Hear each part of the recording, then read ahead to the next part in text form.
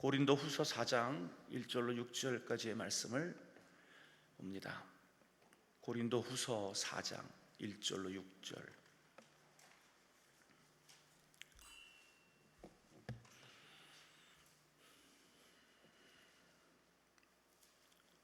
고린도후서 4장 1절로 6절.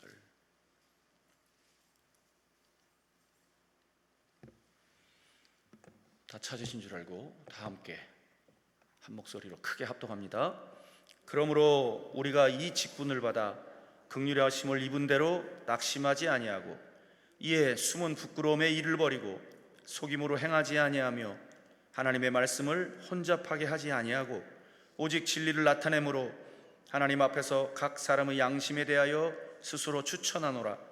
만일 우리의 복음이 가리었으면 망하는 자들에게 가리어진 것이라. 그 중에 이 세상의 신이 믿지 아니하는 자들의 마음을 혼미하게 하여 그리스도의 영광의 복음의 광채가 비치지 못하게 함이니 그리스도는 하나님의 형상이니라. 우리는 우리를 전파하는 것이 아니라 오직 그리스도 예수의 주 되신 것과 또 예수를 위하여 우리가 너희의 종된 것을 전파함이라. 어두운 데에 빛이 비치라 말씀하셨던 그 하나님께서 예수 그리스도의 얼굴에 있는 하나님의 영광을 아는 빛을 우리 마음에 비추셨느니라. 아멘.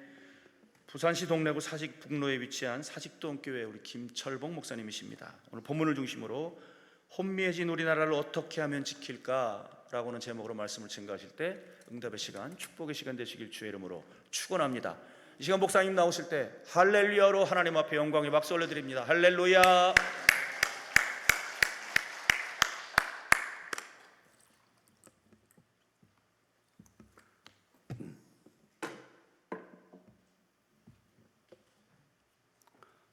잠시 기도합시다. 하나님 감사합니다. 저희들에게 이렇게 좋은 한때를 주셔서 오늘도 이렇게 기도의 동산에 올라와서 하나님 앞에 귀한 은혜의 시간을 가집니다. 보혜사 성령님 오시옵소서. 저희들 한 사람 한 사람 열왕기상 19장에 하나님께서 엘리야 선지자를 만져주시듯이 저희들을 만져 주시옵소서. 성령님을 의지합니다. 주 예수님의 이름으로 기도드립니다. 아멘. 한때 이런 말들이 있었습니다. 온 세상이 미쳐 돌아간다. 얼른 들으면 좀 과한 표현 같지만은 제가 성경을 읽으니까 그 점잖으신 세례 요한이 회개하는 마음 전혀 없이 여행을 바라서 행여나 자기한테 이득되는 일이 있을까 싶어서 세례 요한에게로 몰려드는 많은 사람들을 바라보면서 이 독사의 새끼들아, 세례 요한이 그렇게 질타하더라고요. 우리 예수님께서도 한 번은 당시 이스라엘 땅을 통치하던 헤롯 왕을 향하여 저 여우라고 말씀하시더라고요. 그러니 어떤 사람이 이 시대를 한탄하면서 세상이 미쳐 날뛰고 있다. 세상이 거꾸로 돌아가고 있다. 이렇게 한탄하는 것은 결코 과한 말이 아닙니다. 엄연히 남자로 태어났는데 여자 행세를 한다거나 여자로 태어났는데 자기는 남자라고 하면서 여러분 다 드러난 사실인데 지난 8월 프랑스 파리 올림픽에 남자가 극구 자기를 우기면서 나는 여자라고 하면서 여자 복싱 선수하고 시합을 해가지고 그 여자 선수가 얼마나 두드려 맞았습니까? 여러분 이걸 온 세상이 그냥 보고 넘어간단 말이에요. 요 며칠 전에 그게 판명돼서 다시 그 문제가 언론에 회자가 되고 이걸 어떻게 해야 되느냐? 도둑 맞고 울단속 한다더니 지금 뭐 그걸 샀는데, 세상 사람들은 그것도 그냥 보아 넘어가는 거예요. 정말 세상이 미쳐 돌아간다, 거꾸로 돌아간다, 그런 말들이 이제는 뭐 크게 놀랄 말이 아니라는 것입니다. 여러분, 우크라이나라는 나라가 욕심 많은 사악한 러시아의 침략을 받아가지고 지금 3년째 혈투를 벌이고 고군분투하고 있습니다. 여러분, 이게 있을 수 있는 일입니까? 이건 쉽게 설명을 드리면 어느 마을에 아주 근육질로 가득 차고 온몸에 문신을 한 조폭 깡패가 착하기 그지없는 그 마을에 농사나 짓고 살아가는 마음 착한 한 사람을 죽도록 두들겨 패고 있는 현상입니다. 그런데 세상은 지금 그냥 돌아가고 있는 거예요. 그 우크라이나의 젊은 대통령 젤렌스키가 우리나라를 향하여 도와달라고 호소를 하는데 거기에 귀를 기울이고 세계 질서와 정의를 위해서 우리 대한민국이 할 역할이 무엇인가 고민해야 될 정치한다는 인간들 가운데 코웃음을 치면서 우리가 왜 저 멀리 있는 우크라이나를 도와야 한단 말인가 비웃는 그런 사람들이 우리 사회에도 있더라는 것입니다. 여러분, 그 전장터에 지금 북한 젊은 군인들이 12,000명이나 가가지고 러시아하고 손을 잡고 농사만 지으면서 대부분이 살아가는 우크라이나 국민들을 향하여 총질을 하고 있는데 이게 여러분 세상이 거꾸로 돌아가고 있는 것이 아니고 뭐냐 말이에요. 오늘 읽은 고린도서 4장 1절에서 6절까지 말씀을 자세히 들여다보면 그래서 벌써 2000년 전에 성령님께서는 바울 사도를 통하여 이 세상을 진단하기를 이 세상의 인류를 지구촌에 살고 있는 인류의 마음 상태를 영적 상태를 진단하기를 혼미한 세상이라고 했다. 여러분 오늘 본문 말씀에 그 단어를 한번 보세요. 자, 한 번 더 들여다봅시다. 4절을 봅시다. 그 중에 이 세상의 신이 여기 이 세상의 신이 했죠. 이거는 사탄을 가리킵니다. 사탄이 해가지고 그 중에 사탄이 믿지 아니하는 자들과 믿지 아니하는 자들의 마음을 어떻게 한다고요? 혼미하게 하여 지난번 성경에는 혼미케 하여 여러분 혼미케란 말은 뭡니까? 정신이 몽롱하게 만든다 이 말이에요. 전후 좌우를 분별하지 못하게 만든다 말이에요. 이게 뭐 사람 걸어가는 인도인지 차가 다니는 차도인지 분간을 못하고 술 취한 사람은 길인지 뭔지 웅덩이인지 뭐 분간 못하고 뭐 아무데나 발을 내디지 그런 상태를 혼미한 상태라고 말합니다. 여러분 이 세상은 영적으로 보면은 그 술 마신 사람뿐만 아니라 오늘 많은 사람들이 이 세상이 혼미한 중에 있다라고 성경이 가르치고 있는 거예요. 이걸 우리 기독교 신자들은 제대로 파악을 하고 이 시대의 영적 상태를 볼 줄 알아야 합니다. 저 여러분이 얼마나 긴 세월 신앙생활을 했고 우리가 얼마나 긴 세월 기도하고 긴 세월 하나님 말씀 배웠는데 이런 영적 통찰력을 가지지 아니하면은 제대로 기독교 신자로서의 사명을 감당 못한단 말입니다. 예수님께서도 에베소 5장 16절에 너희가 지혜로 행하여 이 시대를 분별하라고 했지 않습니까? 세월을 아껴라 때가 악하니라. 지혜로 행하여 죄를 짓지 말고 지혜로 행하여 성령의 감동을 받아가지고 성령으로 충만해가지고 술 취하지 말고 성령으로 충만해가지고 이 시대를 분별하고 이 시대에 하나님께서 원하시는 그 사명을 감당하는 사람이 되라. 할렐루야. 오늘 여러분이 이 자리에 시간을 내서 오신 것도 다시 한번 우리가 영적 통찰력을 새롭게 가다듬고 새롭게 키우기 위해서 여기에 온 줄로 믿습니다. 그래야 우리가 십자가의 군병이 되고 십자가 군사가 되고 예수 그리스도의 군사가 될 줄로 믿습니다. 우리는 그저 언상 속에서, 저는 이런 표현을 가끔 합니다. 우리 기도 신자는요, 유람선 타고 놀러 다니는 게 아닙니다. 그렇다고 여러분 중에 다음 달에 어디 유람선 타고 갈 계획 세워놨는데 취소하는 말이 아니고, 우리 기독교 신자의 삶의 가치관은 유람선을 타고 놀러 다니는 그런 게 아니고, 영적으로 말할 때 우리는 전투복을 입고 군장을 갖추어가지고 전투함을 타고 있는 줄로 믿습니다. 오늘 오후에 그래 제가 주제를 그렇게 정했습니다. 혼미해진 우리나라를 어떻게 하면 지킬까? 다 같이 한번 읽읍시다. 시작.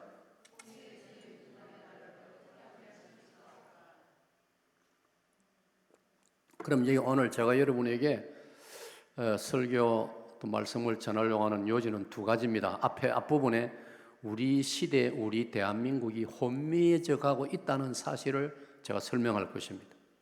여러분 중에는 아이고 목사님, 우리나라에 얼마나 지금 살기 좋고 세계 선진국이 되고 밤이 되어서 인공위성에서 사진을 찍으면 우리 남쪽은 불야성을 이루는, 밤에도 우리 남쪽은 하나 대낮같이 밝고 북한은 완전히 암흑천지인데 우리가 뭘 혼미합니까?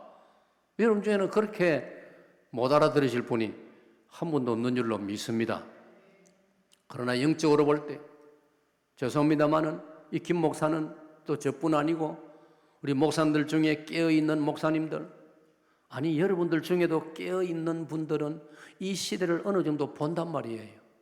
지금 우리가 살고 있는 이 시대가, 우리나라가, 이 세상은 말할 것도 없고 다 포함해서 저는 그동안에 자부심을 가지고 그나마도 받합시다. 그나마도 대한민국은 청정국가였어요. 그런 단어 들어보셨죠? 받합시다. 청정국가. 청정이라는 말은 맑을 청자, 정은 고요할 정자, 맑고 고요한 나라가 대한민국이었어요.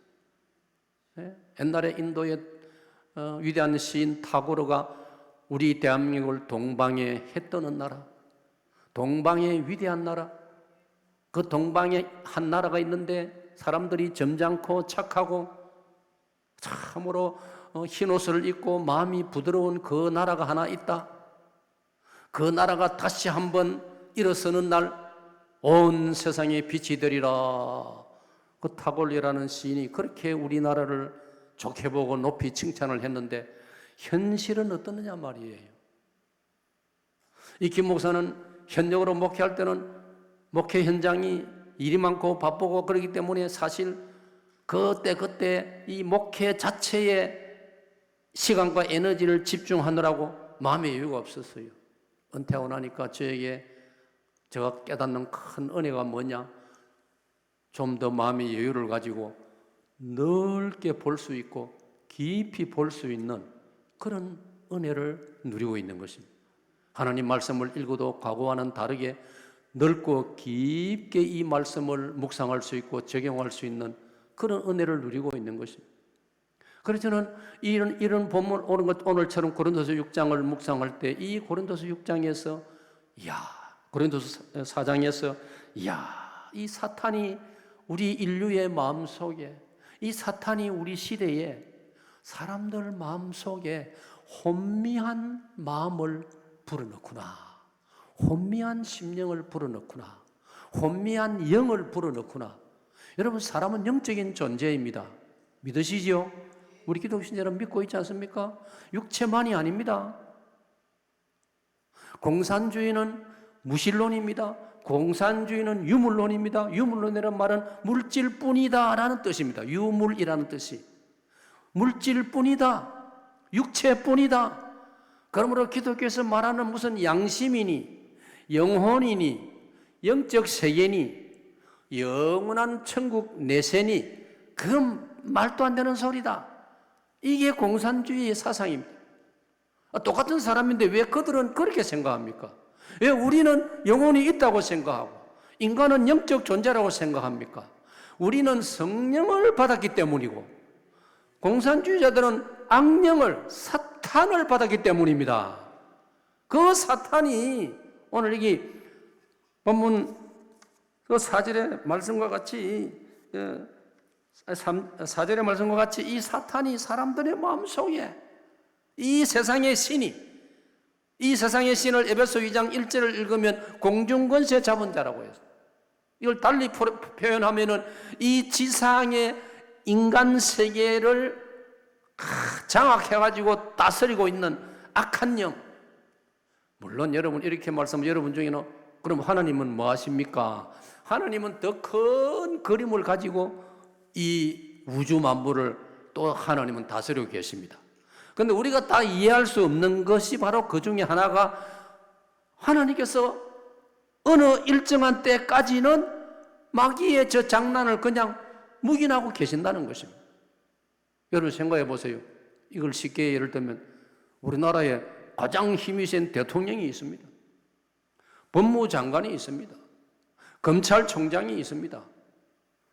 그럼에도 불구하고 곳곳에 깡패가 있고 조폭이 있고 악한 인간들이 설치고 있고 아니 대통령이 나라가 권력을 맡겨놨으면 그것 가지고 하루 며칠 만에 막 다 일망타진할 수 있는데 그냥 또 있습니까? 어떨 때는 뭐 잡혀가는 도 있지만은 여전히 활개치고 있다 이 말이에요. 마찬가지로 아직도 사탄은 공중권세를 잡고 이 세상에서 맹활약을 하고 있단 말이에요. 그 중에 그가 하는 일 중에 하나가 사람들의 심령 속에 혼미한 심령을 불어넣고 있단 말이에요. 그래서 아까 말씀드린 것처럼 그나마도 우리 대한민국은 지구상의 많은 나라들 가운데 청정국가였습니다. 그나마도 괜찮은 나라였어요. 동방예의지국이요. 그 선비사상을 가진 나라예요. 체면을 아는 나라예요. 이 체면이라는 단어가 사실 지구상에서도 우리 한국이 가지고 있는 독특한 그런 단어고 문화란 말이에요. 우리 한국 사람들은 다 체면을 지키면서 살았습니다. 사람이 체면이 있어야지. 염치가 있어야지. 그래서 우리가 5,000년 역사 그나마도 여기까지 이어왔는데 요 근래 와서 우리 사회가 우리 대한민국도 혼미해져 가고 있다는 것입니다. 이 사실을 우리 기독교 신자들이 똑바로 볼 줄 알아야 할 줄로 믿습니다. 이걸 병원에 가도 의사가 먼저 진단을 하지 않습니까? 환자가 왔는데 바로 약을 줍니까? 진단을 해보고 컨설팅을 해보고 뭐가 얼마나 무엇이 잘못되어 있나 진단하고 나서 그 다음에 거기에 맞는 처방을 하는 것처럼 오늘 우리가 기도할 때도 이런 현실을 바로 파악을 해야 나의 기도가 구체적이 되고 그리고 나의 기도가 좀 더 진지해지고 깊어지는 줄로 믿습니다. 저는 군대 생활을 저 강원도 철원 휴전선에서 근무했습니다. 저는 온전히 3년을 철책선 휴전선에서 근무했습니다. 제가 만약 군대 생활을 저 후방에 서울 시내나 저 부산 해운대나 그런 부대에 내가 발령을 받았으면 그런 데서 3년을 군생활하고 제대를 했으면 나의 기도가 진지하지 않을 것입니다. 나라를 위한 기도, 대한민국의 안전과 안보를 위한 국방을 위한 이런 것에 대해서 관심이 적었을 거예요.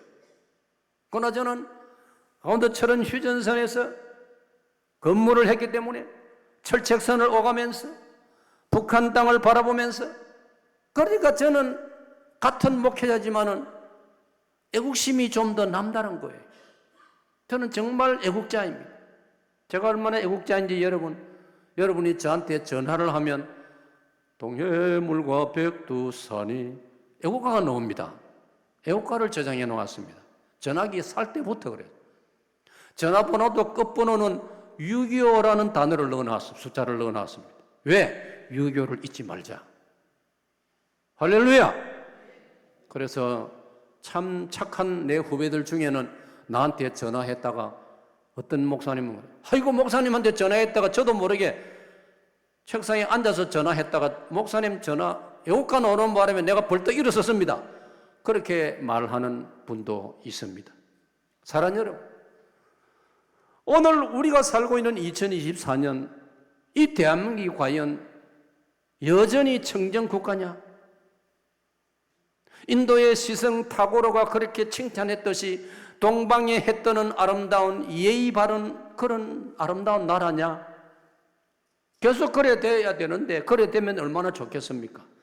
그런데 지금 현실은 심히 우려스러운 그런 상태에 2024년을 우리 대한민국이 지금 통과하고 있다는 걸 생각할 때에 이걸 우리가 오늘 제가 여러분에게 간단하게 설명드릴 때 여러분이 진지하게 받아들이고 그래 여러분의 기도가 더 구체적이 되고 더 하나님 앞에 참 마음을 쏟고 가슴 저미는 그런 심정으로 하나님 앞에 기도하는 여러분 되시기를 바랍니다.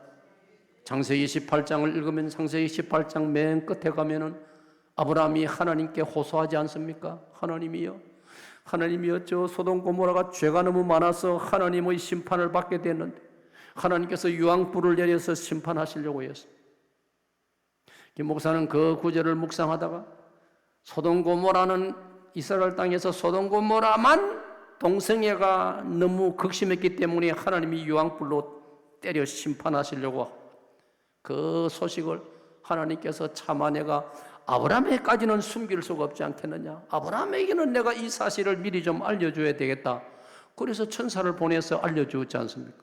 그 소식을 들은 아브라함이 하나님이여 의인 50명만 있으면 이 성을 용서해 주시렵니까?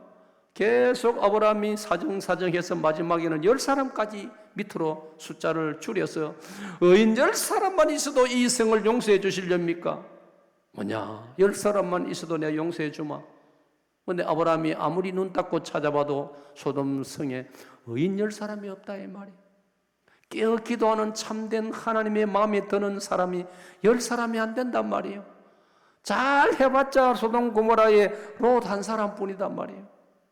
아브라함의 조카 롯도 문제가 많은 사람인데 그나마도 롯 한 사람 정도밖에는 명단을 내놓을 사람이 없다 이 말이에요. 여러분 지금은 소돔 고모라 한 도시가 아니고 대한민국에는 한 나라 전체가 동성애 물길이 지금 일어나고 있다 이 말이에요. 사람들은 뭣도 모르고 그냥 그렇게 기독교 교인들이 뭐 까다롭게 걸어 샀나? 이 풍조가 이상해요.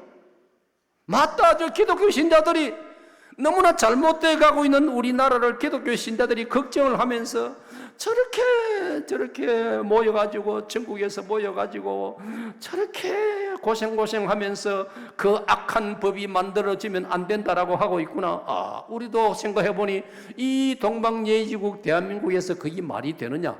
이렇게 거들고 동조를 해야 되는데 지금 세상은 그렇지 않지 않습니까? 이게 뭐냐? 세상이 혼미해져 있다 이 말이에요. 계속해서 더 혼미해져 간다 이 말이에요. 그럼 어떻게 될 것입니까 여러분? 그러면 하나님이 심판하시는 거예요. 하나님의 진노가 오시는 거예요.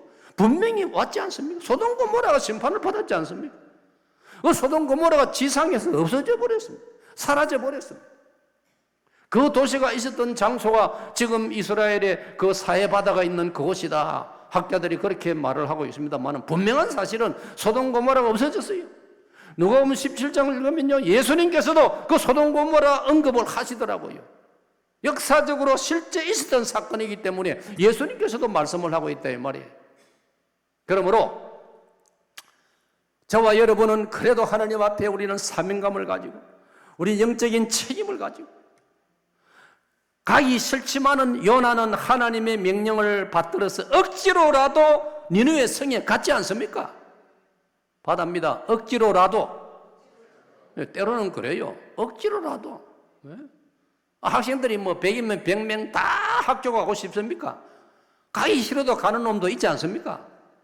대한민국 군대 모든 남자들이 다 가야 되는데 가기 싫어가지고 엉뚱한 짓하고 지 몸을 갖다가 상하게 만들어서 군대 안 가려고 하고 그래도 안 합니까?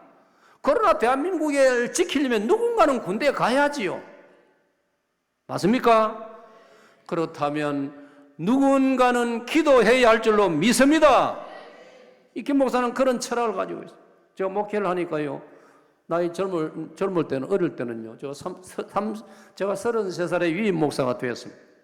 목회를 긴 생을 하다 보니까 때로는 어떤 교인들 여론이, 아이고 목사님 한 주간 열심히 그때는 이제 토요일까지 열심히 일할 때 아닙니까? 옛날에는 주 6일 아닙니까? 주일만 쉬고 그러니까 자기들 토요일까지 열심히 일하고 주일날 교회 와야 되니까 아이고 목사님 토요일 새벽은 쉽시다 금요 밤 기도도 했고 하니까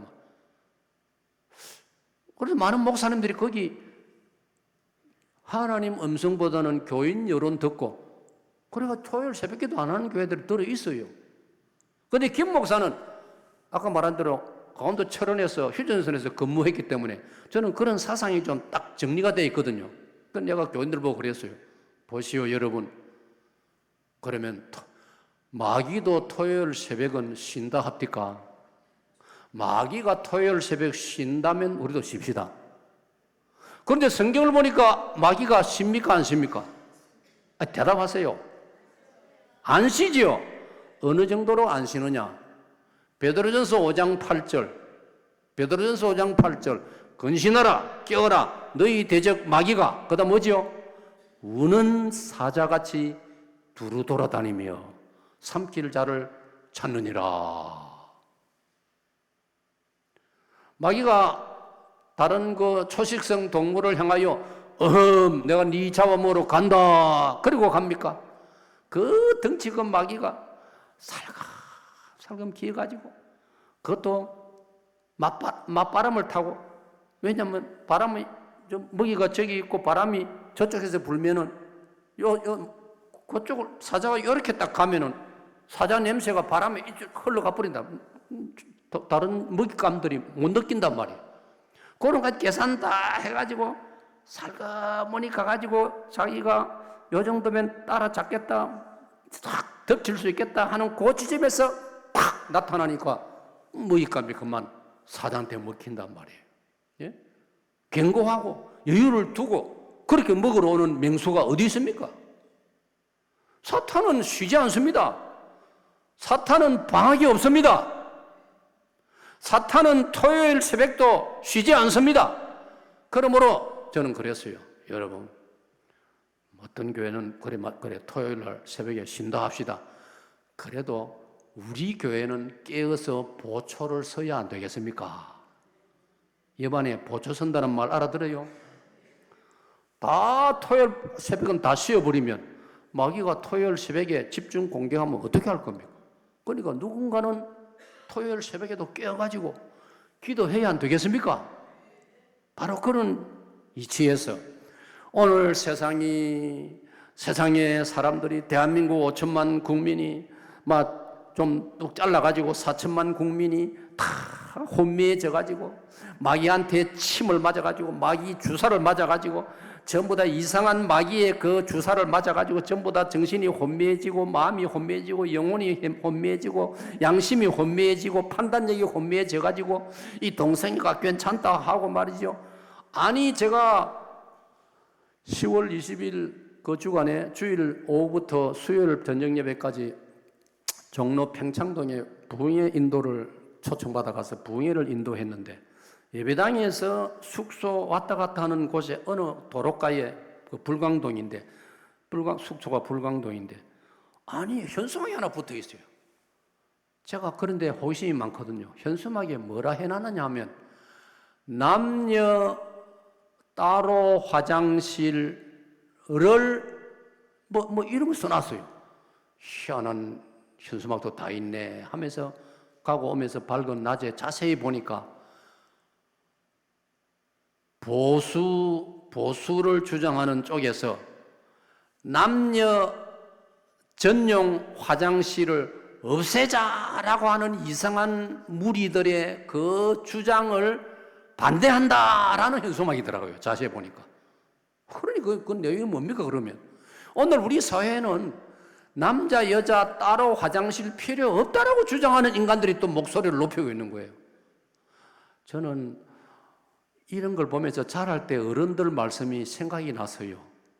할 일이 없으면 뭐 하라고요? 잠이나 자라. 아니 세상에 얼마나 할 일이 없으면 멀쩡한 남자 여자 화장실을 두드려 부숴가지고 남녀 이 글자를 없애라는 겁니다. 여러분 이게 동성애를 합법화하는 말 똑같은 말들. 그러니까 이 인간들은 할 일이 없으니까 맨날 그 좋은 머리 가지고 꾸며낸다는 게 그런 짓만 하고 있어요. 이게 오늘 우리가 사는 이 세상입니다, 여러분. 그러므로 우리 기독교 신자만이라도 정신을 차려야 할 줄로 믿습니다. 불신자들은요 그런 걸 봐도 그냥 웃고 지나가 버리고 심각하게 안 받아들여요. 아이고 그런 목소리도 있구나. 그러면 이 시대 풍조가 뭐냐면 아이고 나무 일에 간섭할 게 뭐 있냐. 지가 춤을 추든지 지가 옷을 입고 다니든지 벗고 다니든지 이 시대가요 전부 지 알아서 하라. 자기 자유다 이런 시대이고. 여러분 그게 말이 됩니까? 우리는 더불어 살아가는 세상이고 이웃과 함께 살아가는, 우리는 마을을 이루고 공동체를 이루고 나라를 이루고 살아가는데 하나님 앞에서 우리 모두는 한 가족인데, 아멘. 그런데도 우리가 모른 척하고 그냥 있다가는 나중에 우리도 그 속에서 어떻게 살아남을 겁니까? 예?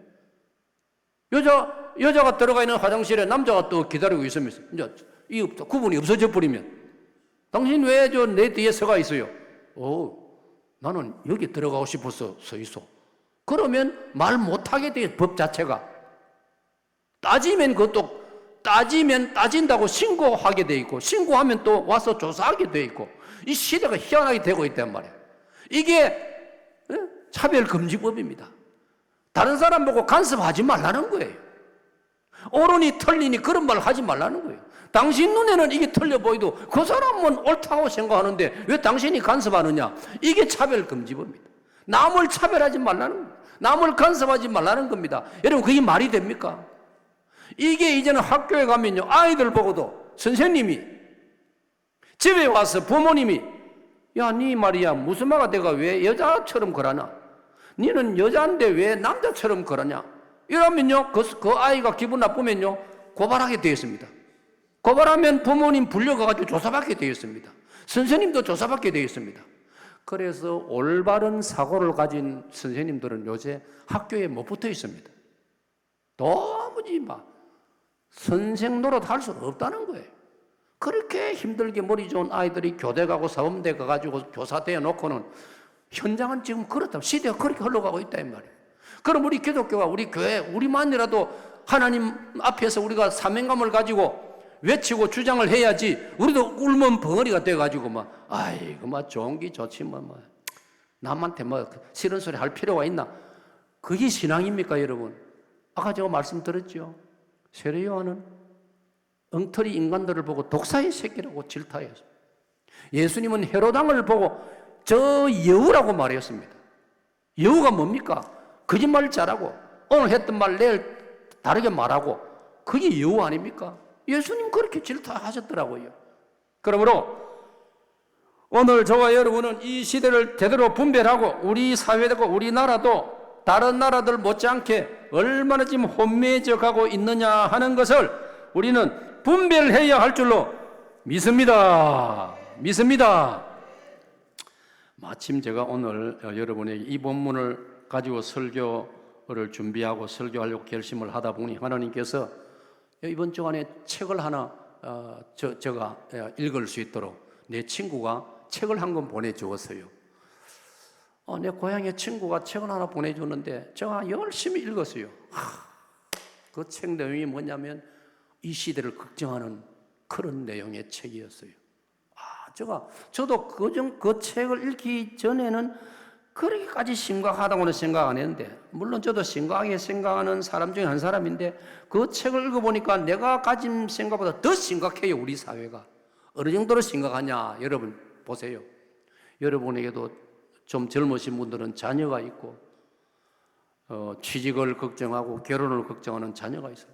연세가 드신 분은 우리의 손자들이 저도 손자가 지금 원래 고3입니다. 요번에 대학 들어가야 되는데, 이야, 저는 뭐 예를 들면 제 손자만 늘 주로 생각하기 때문에, 우리 손자들 뭐 교회 잘 다니고 신앙생활 잘하고 대체적으로 보니 착하고, 내 눈에는 그래 보여요. 그러니까 뭐 예사로 생각했어요. 그런데 이 책에서 보니까요, 이 시대에 우리 그걸 MZ 시대라고 부르는데, 영어로 MZ 시대라고 부르는데, 지금 뭐 20대 후반, 30대, 40대 이런 젊은이들이요, 뭐 집값도 비싸고, 안 그렇습니까? 실제로 요새는 뭐 솔직히 뭐 아무나 서울에 살 수 있습니까?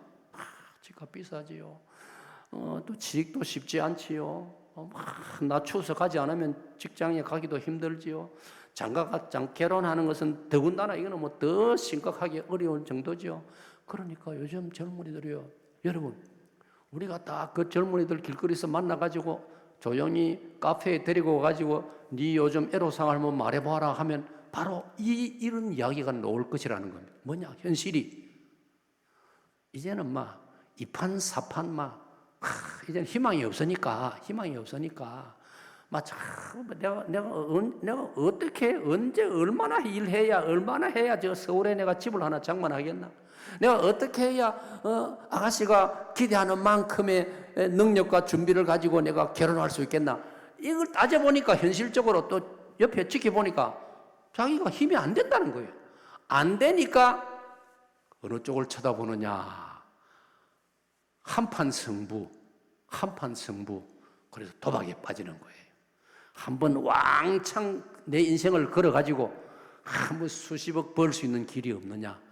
이 지금 인터넷 도박 중독이 우리 어른들은 상상을 감히 할 수 없을 정도로 만연해 가고 있고, 젊은이들이 그쪽 관심을 지금 기울이고 있다는 거예요.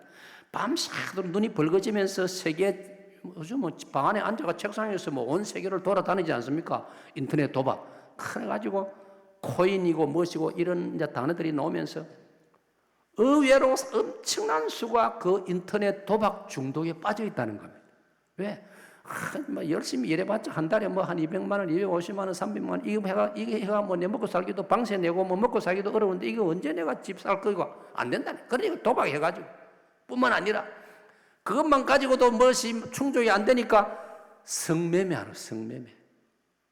실제로도 매매를 하지만은 인터넷을 통해서 성매매 이게 우리 어른들 모르는 너무나 심각한 상태라는 거예요. 더 나아가서 도박, 성매매 그것 가지고도 충족이 안 되면 그 다음 마지막 단계가 마약이라는 마약. 여러분, 대한민국은요, 얼마 전까지만 해도요, 마약하면 이거는 완전히 인생 끝나는 걸로 생각했기 때문에 자기 가문이나 마을에서 마약하는 사람은 견뎌내지 못합니다. 쫓아내버립니다. 저건 인간도 아니다. 마약한다는 말이 옛날에는 아펜한다 이랬지만 아펜, 그죠? 그게 이제 지금 마약인데 아펜보다 몇백 배 더 심하고 강한 독성을 가진 게 마약 아닙니까? 온갖 마약이 다 나오는. 여러분, 과거에 대한민국에는 마약이 공식적으로요 드러내놓고 절대로 못했습니다. 지구상에서 온 세계 나라가 유엔에서도 대한민국이 마약에서는 깨끗한 나라라고 했습니다. 지금 우리나라가 마약 심각한 나라에 지금 소속되고 있습니다. 그런데 이걸 아까 말한 도박, 성매매, 마약 이걸 전문적으로 단속해야 될 정부가 국가가 허락한 권세를 가진 곳이 국가정보원, 국정원이고 검찰인데 지금 여러분 대략 아시지 않습니까? 국정원과 검찰은 지금 힘이 쫙 빠져 있습니다. 그런 권세를 권력을 다 빼앗겨 버렸습니다. 그러니까 지금 아까 말한 마약, 성매매, 도박, 인터넷 도박들 이거 하는 자기들은 그 젊은 그룹들은 좋은 세상을 만난 겁니다. 간섭 안 하고 조사 안 하고 잡아가지 않으니까 마음껏 누리고 있는 것입니다. 지금 이 시대가 그런 시대가 되어 있습니다. 여기에다가 우리가 기독교 신자로서 가장 우리가 더 주목해야 될 염려가 뭐냐? 우리 사회에 무신론 사회주의. 여러분, 사회주의란 단어 들어보셨어요? 사회주의가 두 가지가 있습니다. 기독교 사회주의가 있고 무신론 사회주의가 있습니다. 유럽에 가면 대부분의 나라들이 사회당이 있습니다. 그러나 그거는 기독교 사회당입니다. 앞에 기독교가 붙습니다. 그래서 그 사회당은 우리가 한국 사람이 생각하는 정도 이상의 상식을 가지고 있는 사회당입니다. 그들은 일반 사람의 양심과 또 신앙과 이런 걸 존중하면서 어떻게 하면 서로 공평하게 잘 살 수 있는가를 목표로 하는 그게 기독교 바탕한 사회주의입니다. 그런데 지금 우리가 염려하는 것은 그 사회주의 앞에 이름은 그래 안 붙이지만 우리 기독교 우리 목회자들의 눈으로 볼 때 그 앞에는 무신론 사회주의, 공산주의 비슷한 사회주의가 있다 이 말이에요. 이 세력들이 지금 2024년 전후를 해서 우리 사회에, 이거는 사실입니다. 아이들 하는 말로 팩트입니다. 상당한 세력을 구축하고 있습니다, 여러분. 이걸 기독교 신자라고 하면서, 이걸 기독교 목회자라고 하면서 제대로 파악을 못한다면 이건 정말 문제가 있는 것입니다. 우리 시대가 이래 되고 있습니다. 그러면 앞에 말한 이 안타까운 세력들, 아까 제가 소개해 드렸지요. 동성애 세력, 마약 세력, 성매매 세력, 도박 중독 세력, 여기다가 무신론, 이들은 기독교를 사실은 노골적으로 반대하는 사회주의입니다. 그러면 반기독교 사회주의 세력이 크게 5가지입니다.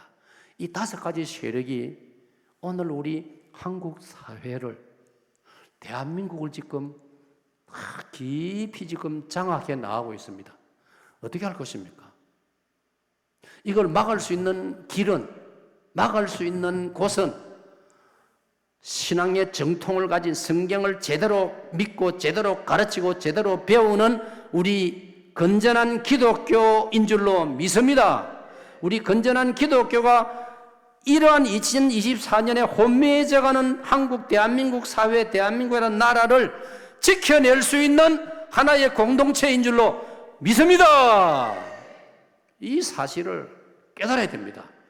여기에 대해서 여러분 만약 아유 목사님 저는 그렇게 걱정 안 합니다 라고 한다면 그분은 자기 신앙을 정말 하나님 앞에 재진단해야 됩니다. 재점검해야 됩니다. 2006년인가 2007년, 2006년, 7년경에 북한에서 황장엽 씨가 우리나라로 탈출해 왔습니다. 그 뉴스 들은 적 있죠? 자, 황장엽 씨 이름 들어보셨습니까? 그것도 뭐 모르면 안 되지요. 황장엽 씨는 우리 시대에 북한에서 가장 이 두뇌가 머리가 좋은 사람입니다. 김 목사는 저는 물론 뭐 책을 읽고 해서 다 이제 제가 나름대로 가지는 제 나름대로의 철학인데 우리 남한에서는 우리 시대에 가장 머리가 좋은 사람. 자, 여러분 좀 이제 잠이 도망가도록 내가 질문합니다. 이 마스크 쓰신 자매님, 북한에는 황장엽 씨가 가장 머리 좋은 사람이고 그분이 왜 머리가 좋느냐? 북한이 신봉하는 주체주의 사상을 이론을 논문을 만드는 사람이 황장엽 씨입니다. 김일성 대학 총장을 한 사람입니다. 그 시대에 우리 시대에 남한에서 가장 머리 좋은 사람 자매님 생각에 누구라고 생각해요? 그리고 또 강산 목사님입니다. 그래 답하지 말고 객관적으로 생각 안 해봤어요? 네, 물론 제가 볼 때는 여화여대 석좌 교수를 평생 지내신 이어령 교수님 이름 들으시죠? 이어령 교수님 그 따님이 이민아 목사 아닙니까? 이민아는 얼마나 머리가 좋은지 여의대 영문과 다니다가 중퇴해서 미국 가가지고 미국서 대학 공부해가지고 판사 검사한 사람입니다. 나중에 그가 몸에 병들고 또 은혜 받고 해가지고 신학해가지고 그것도 여자 목사로도 좀 활동을 하다가 우리가 볼 때는 참 안타깝게도 병들어서 세상을 떠났는데 이어령 씨가 정말 우리 남한에서는 제가 볼 때 가장 머리가 좋은 분이십니다. 여러분 그런데 보세요. 머리가 좋아가지고 이어령 씨처럼, 이어령 씨도 사실은 불신자로 살다가 그 좋은 머리 가지고 불신자로 살다가 자기 딸 이민아가 병들면서 그가 하나님께 기도하기 시작하고 회개하여 하나님께로 돌아온 줄로 믿습니다. 그런데 북한의 황장엽은 그 좋은 머리 가지고 공산주의자가 되어버린 거예요. 바로 뭡니까? 하나님의 영, 성령님의 영을 받으면 하나님의 사람이 되고 사탄의 영을 받으면 마귀의 하수인이 되는 거예요. 공산주의자가 되는 거예요. 공산주의자들은 머리 좋은 사람들이에요. 여러분 우리가 공부해보니까요, 외정시대 때 해방되고 6.25 그 어간에 우리 서울이나 남쪽에서도 머리 좋은 사람들이 공산주의로 많이 넘어갔습니다. 그들이 해방되고 6.25 전까지 한 4, 5년 동안에 북한으로 많이 넘어갔습니다. 우리는 공산주의가 좋다 해가지고 북한으로 넘어갔습니다. 여러분 보세요. 머리 좋은 게 뭐가 중요합니까? 하나님의 영을 받아야 할 줄로 믿습니다. 성령의 감동을 받아야 할 줄로 믿습니다. 성령의 감동을 받아야 예수 그리스도가 누군지 알게 되고, 성령의 감동을 받아야 성경이 마음에 들어오고 믿어지고, 성령의 감동을 받아야 예수 그리스도를 나의 주로 고백할 수 있는 줄로 믿습니다. 그래서 고전서 12장 3절에 성령으로 아니하고는 아무도 그리스도를 주님이라 할 수 없느니라. 그럼 오늘 여러분 예수 그리스도를 구주로 믿으십니까? 믿으십니까? 여러분 마음으로 답하세요. 입으로도 답하셔야죠. 예수 그리스도가 여러분의 주이심을 믿습니까? 그러면 여러분은 성령의 감동을 받은 분들입니다. 로마서 10장 9절 10절에 예수 그리스도께서 하나님의 아들이신 것과 하나님께서 그를 십자가 죽음에서 다시 부활시켜 주신 것을 네가 마음으로 믿고 입으로 시인하면 이로 말미암아 구원을 받으리라. 할렐루야. 마음으로 믿고 입으로 시인하라 했단 말이에요. 여러분 오늘 이 예배에 참석해가지고 같이 찬송 부르고 같이 통성기도하고 같이 설교를 듣고 말씀 들으면서 여러분이 아멘으로 응답을 하고, 그게 바로 예수 그리스도를 마음으로 믿고 입으로 시인하고 고백하는 것입니다. 할렐루야. 그러면 구원을 받으리라. 우리 시대에 대한민국을 통틀어서도 가장 머리 좋은 한두 세 사람 네 사람 그 중에 속하는 황장엽 씨가 여러분 인생 말년에 그게 하나님의 은혜지요. 받습니다. 하나님의 은혜. 그 사람은 북한에서 김일성의 선생이었어요. 김일성의 선생이 황장엽 씨예요. 그러면 대우받고 아까 바로 김일성 대학 총장 지내고 북한 공산당 당 제1서기로서, 북한은 실제 당 제1서기가 최고 권력자거든요. 김일성 다음에는 황장엽이라고. 그 사람 나이도 많고 한데 그냥 평양에서 편안하게 살다가 눈 감으면 되는데 왜 목숨 걸고 중국을 거쳐서 우리나라로 도망을 왔느냐 말이에요. 하나님 앞에 자기 죄를 회개하려고 내려온 것입니다. 자기가 그 좋은 머리 가지고 주지사상 만들어 가지고 이 북한을, 그리고 남쪽의 많은 머리 좋은 젊은이들도 주체사상에 빠져들어가도록 만드는 그 죄를 회개하려고, 한국에 알려주려고, 한국이 주체사상이 계속 말려들면 한국도 망하고, 한국이 정신을 차려서 나 황장엽이가 회개하는 마음으로 하는 충고를 받아들이면 전쟁하지 않고 북한이 무너질 수 있다. 그 이야기 해주러 온 것입니다. 할렐루야. 제가 아마도 한국 교회에서는 맨 1착으로 제가 그 어른을 초청을 했어요. 저희 부산 사익동교로 초청을 해가지고 부산에 계시는 모든 목사님들 광고해서 초청을 다 했어요. 이 귀한 황장엽 씨의 강의를 들읍시다. 특강을 들읍시다. 그분이 당회실에서 저희들과 담소를 나누고, 그리고 본당에서 특강을 하시는데 도합 1시간 반쯤 하셨는데 핵심이 뭐냐? 자기가 죄인이라는 것. 그 좋은 머리 가지고 주체사상을 만들어 가지고 이 한반도를 나락으로, 함정으로, 지옥으로 떨어뜨린 그 죄를 자기가 뉘우치고 이 사실을 이제 깨달았기 때문에 대한민국에 말해 주려고 목숨을 걸고 왔다는 것입니다. 여러분, 아까 여령 씨도 그렇고 머리 너무 좋은 사람은 예수님을 잘 안 믿어요. 자기가 머리가 너무 좋기 때문에. 머리가 좋다 보니까 영적 세계를 안 믿어요. 그런데 그 황장엽 씨가 결국 우리나라 와서 예수님 믿고 세례받았습니다. 할렐루야. 영국에서 도망온 태영호 공사도 세례받았습니다. 집사가 되었습니다. 할렐루야. 저 강남의 강남중앙침례교회 서리 집사가 되었습니다. 여러분,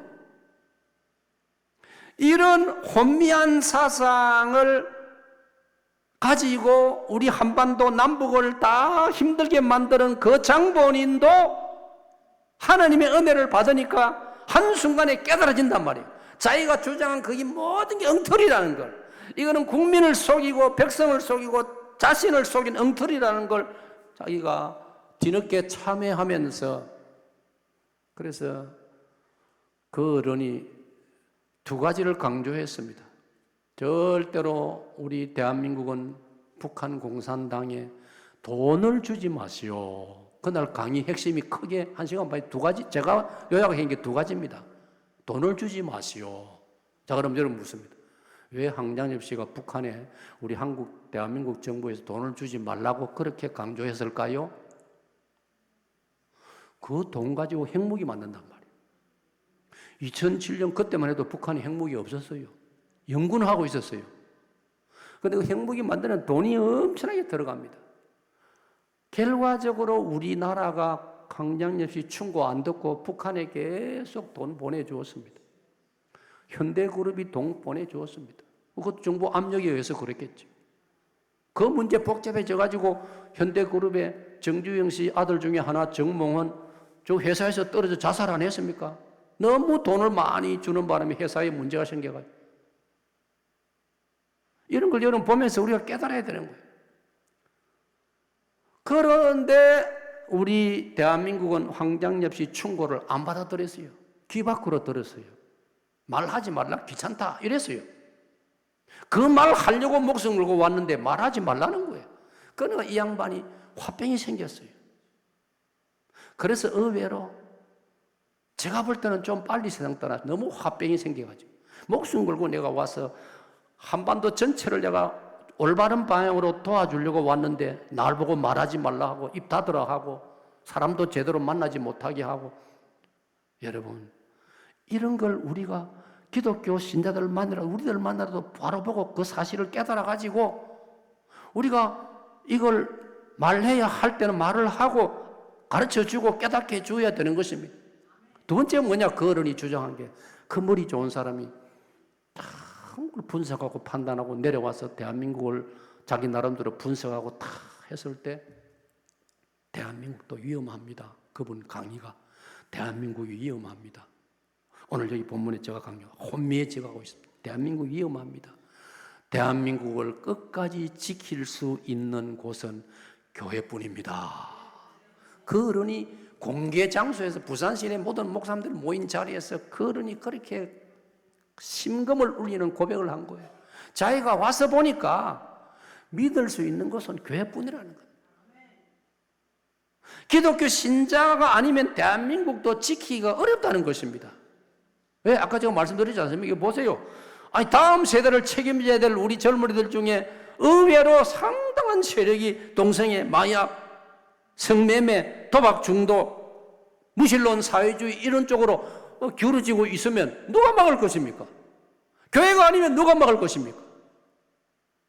결론적으로 이제 아까 저 설교 시작 때 그랬죠. 이 시대를 진단을 제대로 하고 그 다음에 지키는 거 대책이 있어야 안 되겠습니까? 누군가는 막아야 안 되겠습니까?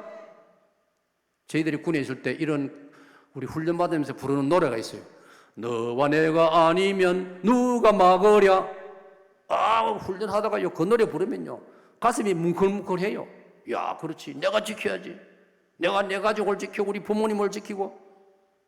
부모 형제 나를 믿고 단잠을 이룬다. 그 노래 부르면서요, 진짜 그 군가를 부르면 애국심이 막 절로 일어나고, 내가 이렇게 휴전선을 지키기 때문에 고향의 부모님 형제 안심하고 단잠을 이룬다. 할렐루야. 영적으로 이치가 같지 않습니까? 오늘 이 자리에 계시는 사랑하는 성도, 저와 여러분이 깨어서 이 시대를 지키고 이 땅을 지키고 한국 교회를 지키고 대한민국을 지켜야 할 줄로 믿습니다. 성경에도 디모데전서 딤전 2장 1절 2절을 읽으면 우리가 위에 있는 사람들을 위해서, 나라에 책임을 진 사람들을 위해서 기도하라고 했지 않습니까? 그 다음 구절이 중요합니다. 왜 기도해야 되느냐? 주 안에서 우리가 신앙생활을 잘하고 고요하고 단정하게 살기 위함이라. 아멘. 정상적으로 올바른 판단력을 가지고 정말 나라를 사랑하고 한 개인의 인권과 자유와 민주주의를 지키고 참된 사람들이 이 나라를, 이 5천만을 이끌고 가도록 저와 여러분은 기도할 사명이 있는 줄로 믿습니다. 어떻게 될 것이냐? 답은 제가 이미 말씀드렸습니다. 그 중에 한 가지, 우리가 이 쓰나미 태풍과 같은 이 위험한 5가지, 제가 말씀드린 5가지, 동성애, 마약, 성매매, 도박 중독, 무신론 사회주의, 이런 5가지 쓰나미 폭풍이, 태풍이, 해일이 막 지금 밀려오고 있는데 어떻게 이걸 막을 것이냐 말이에요. 영안에서는 이거 막아내기 어려워요. 지금 너무 이 쓰나미 태풍이 강하기 때문에 막아내기가 쉽지 않아요. 그러나 받합시다. 그러나 우리 하나님은 전능하십니다. 길이 있지 않습니까? 그게 뭡니까? 마가 9장 29절에, 마가복음 9장 29절에 기도 외에는 이런 일이 일어날 수 없느니라. 기도 외에는 다른 길이 없느니라 예수님 말씀하셨습니다. 바꿔 말하면 기도하면 된다는 겁니다. 어떻게 기도하느냐? 아까 말씀드려 소돔 고모라 아브라함이 호소한 것처럼 의인이 얼마나 있느냐 이 말이에요. 기도하는 올바른 그리스도인이 얼마나 있느냐, 여기 따라서 결정이 난다 이 말이에요. 오늘 이 자리 참석하신 여러분, 이 시대를 살려내는 기도의 의인들이 되셔야 할 줄로 믿습니다. 저도 그 사명을 처절하게 느끼고 있는 사람이에요. 저는 은퇴를 했지만은도요, 매일 새벽 원칙적으로 하루도 안 빠지고 원칙적으로 새벽 기도를 현역 때보다 더 열심히 30분 걸어서 예배당으로 갑니다. 30분 걸어서. 안 놀랍니까? 요즘 시대에 30분 걸어 새벽 기도 가는 사람 몇이 없어요. 30분 새벽 공기를 뚫고 걸어가지고, 물론 저는 이제 막 운동도 겸해서 그 시간에 따로 시간 내기가 아까워가지고 30분 걸어서 가서 예배당 가서 새벽 기도 참석하고 개인 기도하고 또 걸어서 열심히 집으로 오고 기도가요. 아까 말씀드렸지만 현역 때보다 지금 더 기도의 폭이 넓어지고요. 우크라이나를 위해서도 기도하고, 주여 하루속히 저 고약한 침략자 푸틴을 하나님께서 한번 조치를 해주시고, 하나님이 조치를 해달라고 제가 기도하고 있어요. 지구상에 가장 큰 땅덩어리를 가지고 있으면서 무슨 욕심을 또 내가지고 농사를 위주로 짓는 우크라이나를 침략해가지고 저렇게 나라를 두드려 부수고, 이게 말이 되느냐 말이에요. 온 세계가 달라붙어가지고 푸틴을 몰아내야 할 줄로 믿습니다. 그리고 트럼프 대통령 된 사람 말 중에 또 하나 마음에 드는 게, 자기가 대통령 되면은 당장 유럽의 나토 군대를 동원해가지고 러시아하고 우크라이나 국경선 길이가 1600km랍니다. 1600km에 전부 나토 군대로 하여금 보초를 서게 하겠다 그러더라고요. 그러면 러시아가 못 들어오지요. 러시아가 모든 유럽을 다 상대할 수는 없지 않습니까? 근데 사실은요, 좀 그렇지만은 저는 전쟁 2년 전에 3년 전에 전쟁 나기 전부터 이 김 목사는 그렇게 주장했어요. 푸틴이 우크라이나를 침략하려고 한다 그런 뉴스가 나올 때 유럽의 나라들이 각 나라에서 군인들 자기 나라마다 한 4-5천 명만 동원해가지고 국경선에 깔아버리면 감히 푸틴이 못 들어올 것인데, 내가 아무리 외쳐도 대통령이 못 알아듣더라고요. 오늘 대통령 찾아가서 말을 안 했기 때문에 그런지 모르지만 저는 어떤 자리에서 그런 이야기를 자주 했어요. 어디 이번에 트럼프가 그 말 하기에 아이고 그나마도 참 내 마음에 좀 든다. 빨리 우리 우크라이나 기도해서 빨리 우크라이나 땅에 평화가 찾아와야 할 줄로 믿습니다. 기도입니다, 기도. 예레미야 33장 3절 여러분들이 좋아하죠. 333 너는 내게 부르짖어라. 내가 네게 응답하겠고 네가 알지 못하는 크고 비밀한 일을 네게 보여주리라. 할렐루야, 할렐루야. 뿐만 아니라 저 여러분이요 하나님 말씀과 계명을 더 진작에 잘 지켜야 할 줄로 믿습니다. 제가 성경을 공부해보고 하니까요 우리가 하나님 말씀을 공부하는 목적이 한때 우리 한국 교회에 제 기억으로 70년, 80년, 90년대까지 한 30년, 40년간 지금도 그런 게 있지만은 성경 공부 열심히 했지 않습니까? 그 시대가 이 유행이었어요. 그죠? 성경 공부. 제자 공부, 성경 공부 열심히 했는데. 근데 우리가 잘 정신을 차려야 돼요. 그 성경 공부 지식교로만 해가 되는 게 아니고 그 말씀대로 살려고 노력해야 됩니다. 아멘. 말씀을. 아니 갈라디아 5장 22, 23절에 보면 열매라고 했지 않습니까? 열매.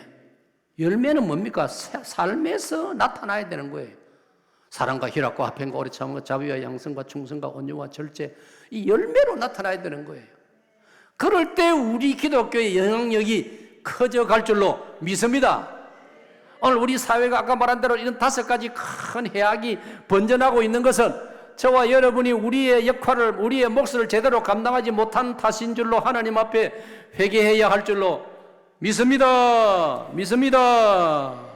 그리고 마지막으로 한 가지 더 뭐냐, 우리가 이 용기 내서 이런 현실을 외쳐야 됩니다.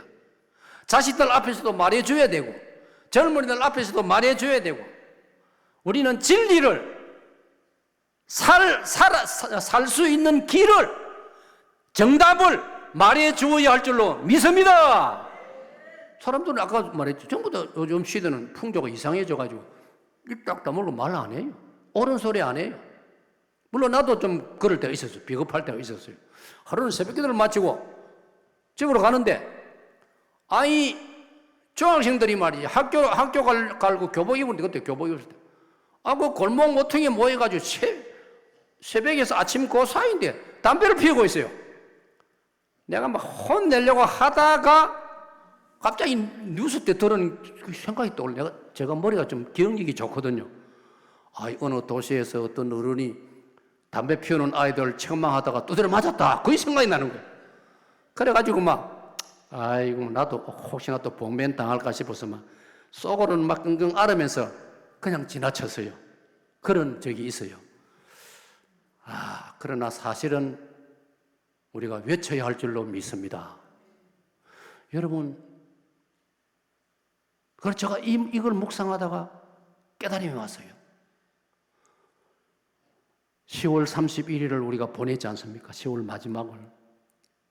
10월 31일은 약 500년 전에 우리가 로마 교황으로부터, 잘 들으세요, 로마 천주교로부터 우리가 떨어져 나온 날입니다. 할렐루야.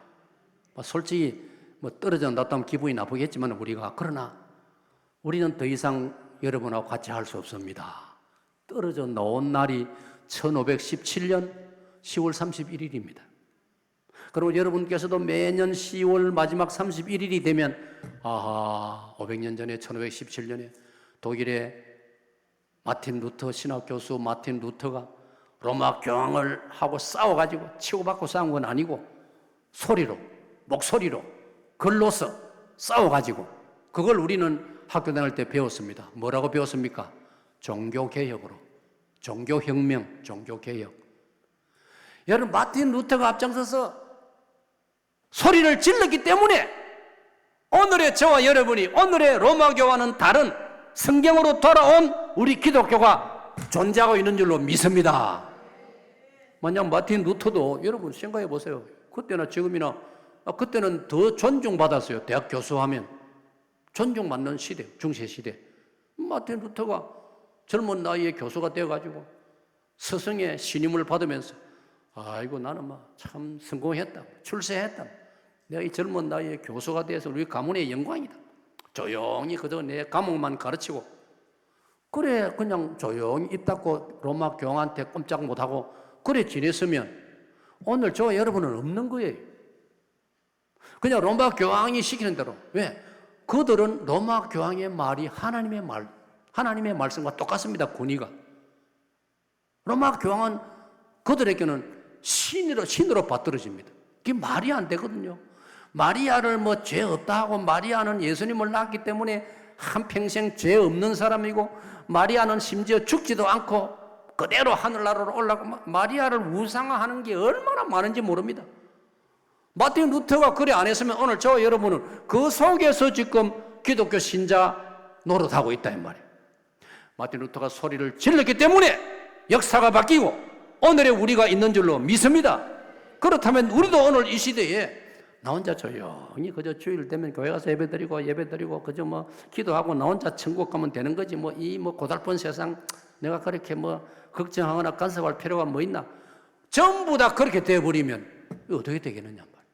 그러므로 저 여러분 믿음으로 살되 우리는 필요할 때 목소리를 내고 소리를 높이고 그에 지난 10월 27일 우리가 광화문에서 서울시청에서 여의도에서 무려 110만 명이 직접 모여가지고 한국 사회를 향하여 동성애 이건 안 된다. 이거는 있을 수 없는 일이다.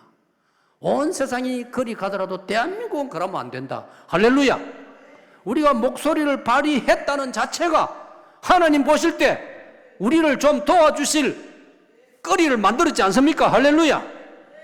이런 비전과 사명을 가지고 혼미해져가는 오늘 우리 사회를, 우리 시대를, 우리 대한민국을 건져내고 악한 이 물결을 막아내는 멋지고 소중한 여러분들 다 되시기를 축원합니다. 하나님 아버지 감사합니다. 하나님 아버지여, 이 강남 금식 기도원 지난 세월 하나님 은혜로 귀하게 사용해 주시고 영광 받으셨습니다.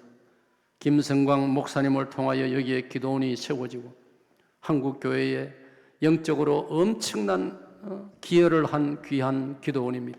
앞으로도 하나님께서 붙들어 주시고 주여 시대가 이렇지만도 많은 성도들이 뜻을 품고 이 기도의 동산에 올라와서 자신과 자녀들과 손주들과 다음 세대를 위해 한국교회를 위하여 불쌍한 북한 동포를 위하여서 온 세계 선교를 위하여서 눈물로 간구하는 기도의 용사들이 많아질 수 있도록 축복하여 주시옵소서. 주 예수님의 이름으로 기도하옵나이다. 아멘.